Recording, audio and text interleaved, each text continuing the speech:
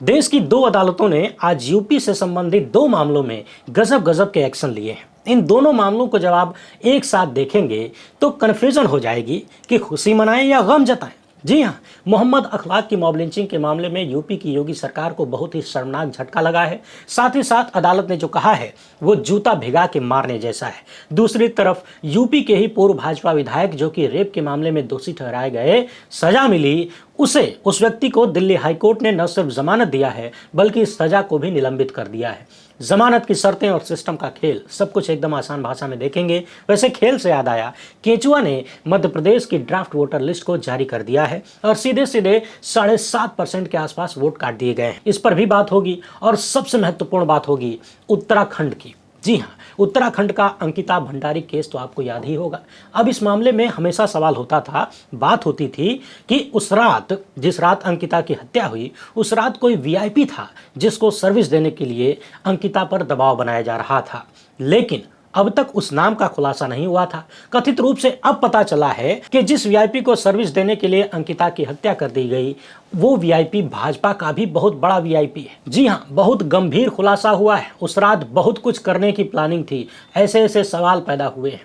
तो आगे बढ़ने से पहले आप सभी से एक छोटी सी अपील है, पहली बार हैं तो चैनल को सब्सक्राइब करके घंटी बजा दीजिए टन से। हर एक वीडियो को लाइक और शेयर करना आपकी जिम्मेदारी है। इसके अलावा आपको मालूम है कि हम किसी धन्ना सेठ या राजनीतिक दल के दम पर नहीं चलते, तभी खुलकर उन मुद्दों पर बात हो पाती है जिन्हें छुपाने के लिए गोदी मीडिया को पैदा किया गया है। हमारा काम पसंद आता हो तो इस QR कोड या अपने मोबाइल नंबर का प्रयोग करते हुए जो भी हो सके आर्थिक सहयोग भेजने का प्रयास जरूर करें। बहुत बहुत धन्यवाद। पिछले दिनों हमने देखा था कि कैसे मोहम्मद अखलाक लिंचिंग का मामला विवादों से घिर गया। जब उत्तर प्रदेश की योगी सरकार ने केस को वापस लेने की अर्जी लगाई, हर तरफ आलोचना होने लगी कि एक तो लगातार इस मामले में देरी की गई, 10 साल हो गए अखलाक की हत्या को और अब तक गवाही भी पूरी नहीं हुई, तथा बेमतलब के तर्क देकर योगी सरकार केस को वापस लेना चाहती है। और आज उसी मामले में यूपी की योगी सरकार को बड़ा झटका लगा है, क्योंकि सूरजपुर की एक अदालत ने 2015 में हुई लिंचिंग की इस भयावह घटना के आरोपियों के खिलाफ आरोप वापस लेने की योगी सरकार की याचिका को खारिज कर दिया। जी हाँ, अदालत ने कहा कि इस केस को अत्यंत महत्वपूर्ण श्रेणी में रखिए, प्रतिदिन इसकी सुनवाई होनी चाहिए। साथ ही साथ अदालत ने यह भी कह दिया कि अभियोजन पक्ष को मामले में जल्द से जल्द साक्ष्य दर्ज कराने का निर्देश दिया जाए। अतिरिक्त जिला न्यायाधीश सौरभ द्विवेदी ने गौतम बुद्ध नगर के पुलिस आयुक्त और ग्रेटर नोएडा के उपायुक्त को पत्र भेजने का निर्देश भी दिया है, ताकि सुनिश्चित हो सके कि सबूतों के साथ छेड़छाड़ न हो, वो सुरक्षित रहें। उधर उससे पहले ही मंगलवार को पीड़ित मोहम्मद अखलाक की पत्नी ने यूपी सरकार के प्रस्ताव के खिलाफ इलाहाबाद हाईकोर्ट का दरवाजा भी खटखटाया था। उन्होंने याचिका दायर किया कि सरकार का यह प्रयास ठीक नहीं है। दरअसल साल 2015 में गौतम बुद्ध नगर के दादरी इलाके में भीड़ ने पीट कर अखलाक की हत्या कर दी थी। आरोप लगाया गया था कि इनके घर में गोमांस रखा हुआ है। 3 नाबालिग समेत कुल 18 आरोपियों को गिरफ्तार किया गया था। एक की साल 2016 में मौत हो गई, जबकि बाकी 14 आरोपी फिलहाल जमानत पर बाहर हैं। हाल ही में उत्तर प्रदेश सरकार ने आरोपियों के खिलाफ मामला वापस लेने के लिए हाईकोर्ट में याचिका दायर किया था और सरकार की तरफ से तर्क दिया गया कि हत्या के लिए लाठी डंडे जैसी चीजों प्रयोग की गई थी। जी, कोई धारदार हथियार नहीं था, बंदूकों नहीं था। यह भी कह दिया यूपी सरकार ने कि जो आरोपी हैं उनका अखलाक से या उनके परिवार से कोई दुश्मनी नहीं थी। साथ में यह भी तर्क दिया कि मामला वापस ले लेने से सामाजिक सद्भाव बढ़ेगा। लेकिन अब अतिरिक्त जिला न्यायाधीश ने यूपी की योगी सरकार के तर्कों को नकारते हुए मामला वापस लेने की याचिका को खारिज कर दिया है। यानी करारा तमाचा मारा है योगी सरकार को। पिछली बार अदालत ने भी पूछ लिया था कि क्या अब तक ऐसा कोई मामला हुआ है कि इस तरह से हत्या के केस को वापस ले लिया जाए। जवाब मिला कि नहीं। वैसे समय समय पर उत्तर प्रदेश की सरकार इस तरह के विश्व गुरु टाइप फैसले करती रहती है। आइए अब दूसरा मामला देखिए, इनसे मिलिए। चेहरा तो आप पहचानते ही होंगे, बहुत फेमस आदमी है भाई, कुलदीप सिंह सेंगर। पहले बहुजन समाज पार्टी में थे, फिर समाजवादी पार्टी में आए, फिर बीजेपी का हिस्सा बने, इसके बाद जेल का हिस्सा बने, क्योंकि इनके ऊपर एक नाबालिग लड़की ने दुष्कर्म का आरोप लगाया। कहा कि नौकरी मांगने गई थी, सेंगर और उनके साथियों ने दुष्कर्म किया। 2018 में जब यह मामला मीडिया में उछला तो यूपी पुलिस ने पहले इसे राजनीतिक साजिश बताया, बाद में सीबीआई जांच शुरू हुई। फिर जुलाई 2019 में पीड़िता और उसका वकील एक सड़क हादसे में गंभीर रूप से घायल हो गए और इसी घटना में लड़की के 2 परिजन मारे गए। इसे भी कुलदीप सिंह सेंगर की साजिश बताया गया। बाद में 13 अप्रैल 2018 को सेंगर को गिरफ्तार किया गया। कई धाराओं में मामला दर्ज हुआ। बाद में ये केस दिल्ली ट्रांसफर कर दिया गया ताकि पीड़िता को सुरक्षा मिले, क्योंकि कथित रूप से पीड़िता को मारने की कोशिश पहले ही की जा चुकी थी सेंगर द्वारा। 20 दिसंबर 2019 को दिल्ली की 30 हजारी कोर्ट ने सेंगर को उम्र कैद की सजा सुनाई गई और यह भी कहा अदालत ने कि यह मामला इंसानियत को शर्मसार करने वाला है। कुलदीप सिंह सेंगर पर 25 लाख का जुर्माना भी लगाया गया। सीबीआई कोर्ट ने सेंगर की पत्नी, जो कि उस वक्त उन्नाव जिला पंचायत अध्यक्ष भी थी, उन्हें भी आरोपी बनाया। हालांकि बाद में उसे जमानत मिल गई, लेकिन कुलदीप सिंह सेंगर आजीवन कारावास की सजा काट ही रहा था कि आज दिल्ली से एक चौंकाने वाली खबर सामने आई, जहां जस्टिस सुब्रमण्यम प्रसाद और जस्टिस हरीश वैद्यनाथन शंकर की पीठ ने आदेश देते हुए कहा कि हम सेंगर की सजा को निलंबित कर रहे हैं। 15 लाख के निजी मुचलके और इतनी ही राशि के 3 जमानतदार लाने की बात कही गई। कोर्ट ने आदेश दिया कि पीड़िता के निवास से 5 किलोमीटर के दायरे में आना जाना नहीं है। जब तक अपील लंबित है, दिल्ली में ही रहना है। दोषी पाए जाने की स्थिति में सजा का शेष भाग पूरा करने के लिए उपस्थित रहने की व्यवस्था सुनिश्चित होनी चाहिए।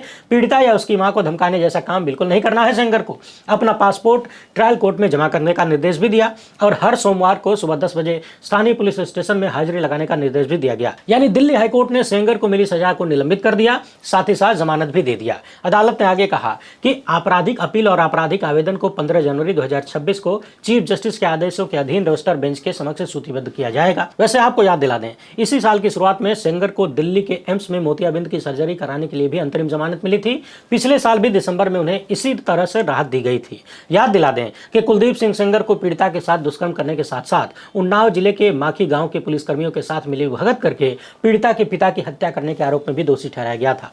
सेंगर को आजीवन कारावास की सजा सुनाई गई। दुष्कर्म पीड़िता द्वारा उस वक्त के सुप्रीम कोर्ट के चीफ जस्टिस रंजन गोगोई को पत्र लिखा गया था, जिसका संज्ञान लेते हुए सुप्रीम कोर्ट ने मामले को लखनऊ से दिल्ली ट्रांसफर किया और प्रतिदिन सुनवाई करके 45 दिनों के भीतर पूरा करने का निर्देश भी दिया गया था तथा उन सब का निचोड़ निकला कि आजीवन कारावास सेंगर को मिला, लेकिन अब सजा को निलंबित कर दिया गया है। साथ ही साथ सेंगर को जमानत भी दे दी गई है। अब आप दर्शक बताइए कि यदि आप न्यायप्रिय हैं तो इन दोनों खबरों को सुनने के बाद कोई सुकून मिल रहा है, यानी खुशी मिल रही है, या दुख हो रहा है। एक तरफ हत्यारोपियों को बचाने के यूपी सरकार के प्रयास को झटका लगा, यूपी सरकार का शर्मनाक प्रयास देश के सामने आया। दूसरी तरफ एक दुष्कर्म और हत्या के दोषी को जमानत मिली, सजा निलंबित कर दी गई। इन दोनों खबरों को एक साथ सुनने के बाद आप जो महसूस कर रहे हैं उसे कमेंट बॉक्स में जरूर लिखिएगा। गलती से अगर आपको किसी भी तरह की खुशी आ गई हो तो ये खबर सुनिए। ये एक कदम और ऊंचे लेवल की शर्मनाक कहानी है। उत्तराखंड की बेटी अंकिता भंडारी का केस तो आपको याद ही होगा। इसमें एक नया मोड़ सामने आया है। कुछ घंटे पहले भाजपा नेता सुरेश राठौर की पत्नी, जो कि टीवी एक्ट्रेस हैं, नाम है उर्मिला सनावर, उन्होंने फेसबुक पर लाइव आकर अंकिता भंडारी केस में भाजपा के पूर्व राज्यसभा सांसद दुष्यंत कुमार गौतम और पूर्व जिला पंचायत सदस्य आरती गौड़ के शामिल होने का दावा किया है। फेसबुक लाइव में इनका कहना है कि आरती गौड़ नाम की जो महिला है वो बड़े बड़े नेताओं को लड़कियां सप्लाई करती है और सुरेश राठौर ने बाकायदा, यानी इनके पति ने बाकायदा इसी काम के लिए उस महिला को फ्लैट दे रखा है। अंकिता भंडारी केस में बहुत बड़े बड़े गणमान्य लोगों का नाम है, लेकिन सबका नाम लेना नहीं चाहते। इसी बीच जब सोशल मीडिया पर मामला हाईलाइट होने लगा तो आरती गौड़ ने पार्टी से इस्तीफा दे दिया।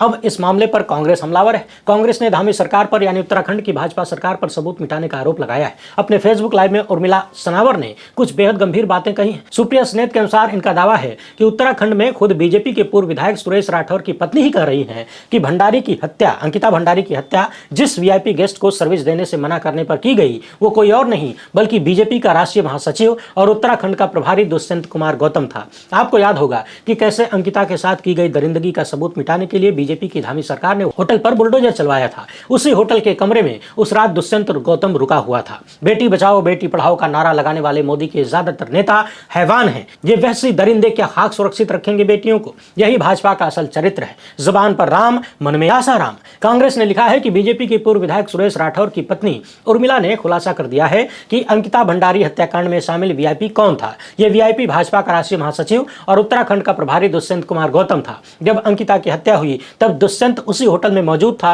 और अंकिता पर शारीरिक संबंध बनाने का दबाव बना रहा था। उर्मिला बार बार कह रही हैं कि ऑडियो रिकॉर्डिंग में उनके पति की आवाज वायरल है, जिसमें वो बार बार दुष्यंत कुमार गौतम को बता रहे हैं कि वो गट्टू उस रात वहां मौजूद था। यानी गट्टू नाम से जो बात है वो दुष्यंत कुमार गौतम की है, जिसे तू अपने भाई की तरह मानती है। वो गट्टू उस रात वहां क्या कर रहा था, गट्टू से पूछ। उर्मिला अपने फेसबुक लाइव में पूछती हैं कि आखिर क्यों आरती गौड़ ने उस रात सबसे पहले उसी कमरे पर बुलडोजर चलवाया जिस कमरे में यह हत्याकांड हुआ, जिस कमरे में सब कुछ हो रहा था, सारे लोग इकट्ठा थे। क्या उस कमरे में ये लोग उस रात सामूहिक दुष्कर्म करने जा रहे थे? उर्मिला का कहना था कि उनके पति ने कहा कि उस रात गट्टू जा रहा था, यानी उस रात गट्टू जा रहा था जो सुबह उठकर गंगा स्नान करके सोशल मीडिया पर फोटो डालता है। उस रात गट्टू जा रहा था। उम्मीद है आप इसका मतलब समझ रहे होंगे।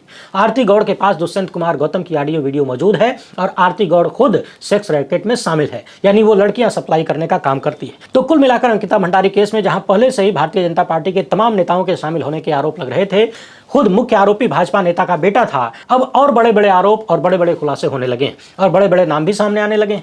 अब इस मामले में कांग्रेस ने सीबीआई जांच की मांग करना शुरू कर दिया है और यह भी कहना है कि अगर सरकार तुरंत एक्शन नहीं लेती है, यानी सीबीआई जांच नहीं कराती है, तो हम आंदोलन करेंगे। अपने ऑडियो में उर्मिला भावुक होते हुए कहती हैं कि यह सब कुछ एक 19 साल की लड़की के साथ हो रहा था जो गरीब माँ बाप की बेटी थी और रिसेप्शन में काम करती थी। इतना ही नहीं, इन्होंने यहां तक दावा किया कि उस बच्ची की आत्मा अंदर से झकझोरती होगी कि बीजेपी के बूढ़े बूढ़े और प्रभावशाली लोग उसे ग्रुप सेक्स के लिए तैयार कर रहे थे। उर्मिला का कहना है कि इसमें महिलाएं भी शामिल थीं।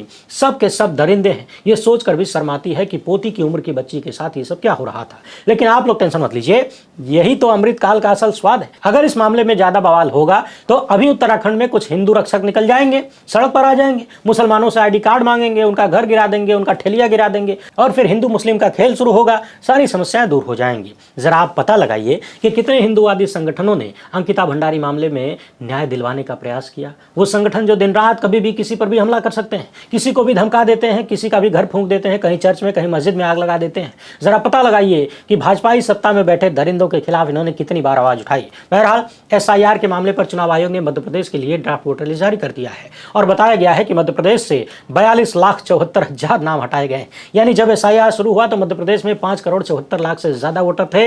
पीआईबी की रिपोर्ट आपकी स्क्रीन पर दिख रही है। यहां पर आप हर राज्य में देख सकते हैं कि कितने वोटर एसआईआर शुरू होने पर थे और अब जब 42,74,000 यानी पौने 43 लाख वोटर डिलीट कर दिए गए हैं, मोटा मोटी 7.5% वोटर मध्य प्रदेश से गायब हैं। सोचिए ये कितना बड़ा आंकड़ा है। 100 में से 8 लोगों का वोट काट दिया गया है, यानी 7.5% के आसपास। इसमें 19,19,000 पुरुष हैं, 23,64,000 महिलाओं के वोट काटे गए हैं, यानी पुरुषों की अपेक्षा लगभग 4.5 लाख ज्यादा वोट महिलाओं के कटे हैं। और तो और 8,40,000 ऐसे नाम हैं जिनकी मैपिंग ही नहीं हुई। यानी दैनिक भास्कर बता रहा है कि ड्राफ्ट वोटर लिस्ट जारी होते ही वेबसाइट में प्रॉब्लम आ गई, मोबाइल नंबर से लोग ढूंढ पा रहे थे। जैसे चुनाव आयोग आज कई राज्यों की ड्राफ्ट वोटर लिस्ट भी पब्लिक कर सकता है। बताया जा रहा है कि अलग अलग कारणों से इन राज्यों में 2,70,00,000 से भी ज्यादा नाम ड्राफ्ट रोल से हटाए गए हैं और सबसे ज्यादा नाम काटे गए हैं तमिलनाडु से। इसके बाद नंबर आता है गुजरात का, फिर बंगाल का।